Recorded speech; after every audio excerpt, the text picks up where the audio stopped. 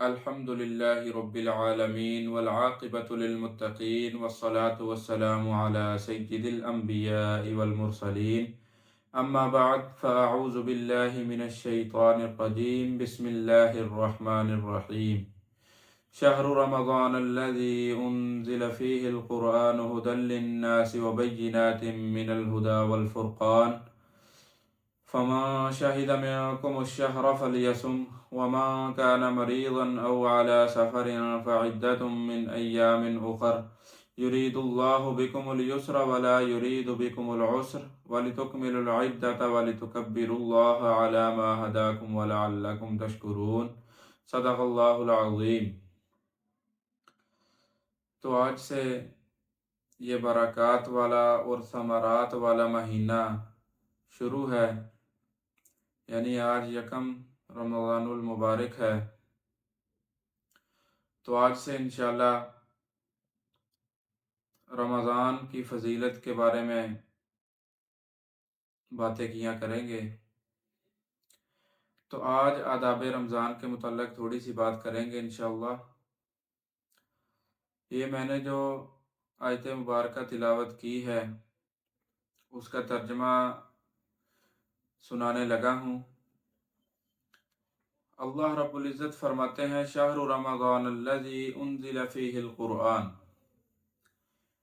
یہ ماہ رمضان ہے جس میں قرآن مجید بھیجا گیا۔ ھدی للناس، جس کا وصف یہ ہے کہ لوگوں کے لیے ذریعہ ہدایت ہے۔ وبینات من الہدی والفرقان، اور واضح الدلالت ہے، من جملہ ان کتب کے جو ذریعہ ہدایت بھی ہیں اور حق و باطل میں فیصلہ کرنے والی بھی ہیں۔ سو جو شخص اس ماہ میں موجود ہو اس کو ضرور اس ماہ میں روزے رکھنے چاہیے، اور جو شخص بیمار ہو یا سفر میں ہو فعدۃ من ایام اخر، تو وہ دوسرے ایام میں اپنے ان روزوں کو پورا کرے۔ یرید اللہ بکم الیسر ولا یرید بکم العسر، اللہ تعالیٰ تمہارے لیے آسانی پیدا فرمانا چاہتا ہے، ولا یرید بکم العسر، وہ تمہارے لیے تنگی پیدا فرمانا نہیں چاہتا۔ ولتکملوا العدۃ، تاکہ تم اپنے ان ایام کو شمار کر لو جو روزے قضا ہوئے ہیں، ان کی ادا کو پورا کر لو۔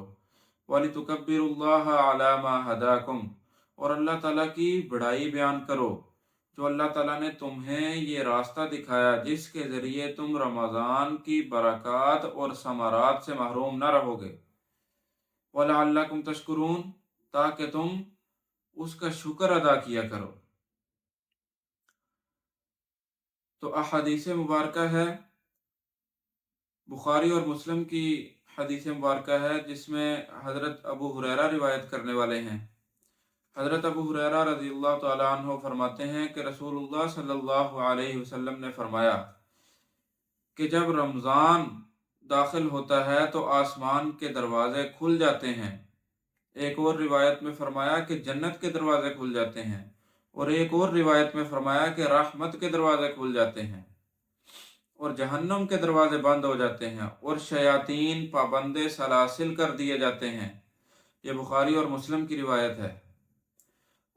ایک اور روایت ہے کہ رسول اللہ صلی اللہ علیہ وسلم نے ارشاد فرمایا کہ تم پر رمضان کا مبارک مہینہ آیا ہے، اللہ تعالیٰ نے تم پر اس کا روزہ فرض کیا ہے، اور اس ماہ میں آسمان کے دروازے کھول دیے جاتے ہیں اور دوزخ کے دروازے بند کر دیے جاتے ہیں، اور سرکش شیطان قید کر دیے جاتے ہیں۔ اس میں اللہ کی جانب سے ایک ایسی رات ہے جو 1000 مہینوں سے بہتر ہے۔ جو شخص اس کی خیر سے محروم رہا وہ محروم ہی رہا۔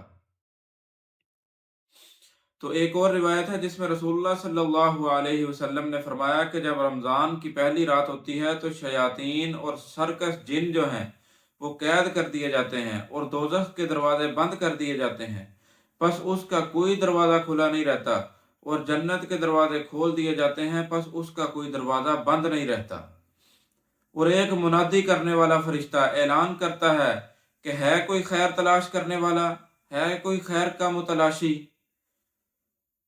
اور اے شر کے تلاش کرنے والے رک جا، اللہ کی طرف سے بہت سے لوگوں کو دوزخ سے آزاد کر دیا جاتا ہے، اور یہ رمضان کی ہر رات میں ہوتا ہے۔ اب سمجھیں کہ روزے کی فضیلت کیا ہے، تو اس کے بارے میں متعدد روایات ہیں، ایک دو میں انشاءاللہ آپ کے سامنے ذکر کروں گا۔ پہلی حدیث مبارکہ بخاری اور مسلم کی، حضرت ابو ہریرہ رضی اللہ تعالیٰ عنہ سے روایت ہے کہ رسول اللہ صلی اللہ علیہ وسلم نے ارشاد فرمایا کہ جس نے ایمان کے جذبے اور طلب ثواب کی نیت سے رمضان کا روزہ رکھا، اس کے پچھلے سارے گناہوں کی بخشش ہو گئی۔ اور دوسری روایت ہے حضرت عبداللہ ابن عمر رضی اللہ تعالی عنہما، ان سے روایت ہے کہ رسول اللہ صلی اللہ علیہ وسلم نے فرمایا کہ روزہ اور قرآن بندے کی شفاعت کرتے ہیں، یعنی قیامت کے دن کریں گے۔ روزہ کہتا ہے کہ اے رب، میں نے اس کو دن بھر کھانے پینے سے اور دیگر خواہشات سے روکے رکھا، لہذا اس شخص کے حق میں میری شفاعت قبول فرمائیے۔ اور قرآن کہتا ہے کہ میں نے اس کو رات کی نیند سے محروم رکھا کہ رات کی نماز میں قرآن کی تلاوت کرتا تھا، لہذا اس کے حق میں میری شفاعت قبول فرمائیے۔ چنانچہ دونوں کی شفاعت قبول کی جائے گی۔